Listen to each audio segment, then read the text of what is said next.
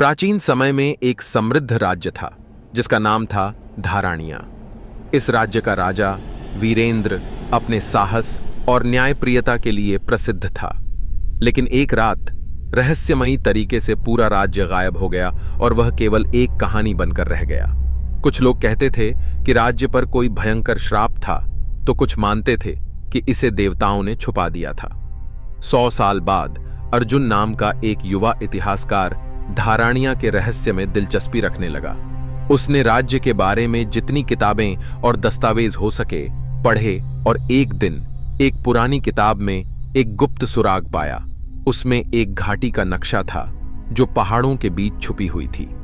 अर्जुन का दिल तेजी से धड़कने लगा। क्या यह धाराणिया हो सकता है? अर्जुन उस घाटी में पहुंचा और रात होते ही उसे एक पुराने मंदिर के दरवाजे दिखाई दिए। मंदिर के अंदर हल्की रोशनी में दीवारों पर बने योद्धाओं की मूर्तियां उसे घूर रही थीं। जैसे ही वह आगे बढ़ा, उसे एक टूटा हुआ दर्पण दिखाई दिया। उस दर्पण में उसने अपनी परछाई के साथ किसी और का अक्स देखा। एक व्यक्ति जो शाही कवच पहने हुए था और उसे गहरी, तेज आंखों से देख रहा था। अर्जुन ने डरते हुए पूछा, कौन हो तुम? दर्पण में छवि ने कहा, मैं राजा वीरेंद्र हूं, धाराणिया का अंतिम राजा।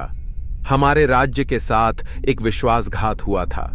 मेरे ही एक सलाहकार ने हमें धोखा दिया, जिसके कारण हम सब श्रापित हो गए और इस अंधेरे में कैद हो गए।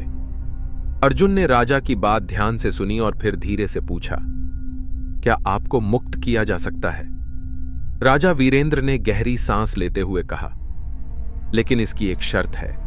हमें तभी मुक्ति मिलेगी जब कोई हमारी जगह लेने के लिए तैयार होगा। अर्जुन कुछ देर तक सोचता रहा। उसने यहां आने का फैसला ज्ञान की खोज के लिए किया था, लेकिन अब उसे इतिहास बदलने का मौका मिल रहा था।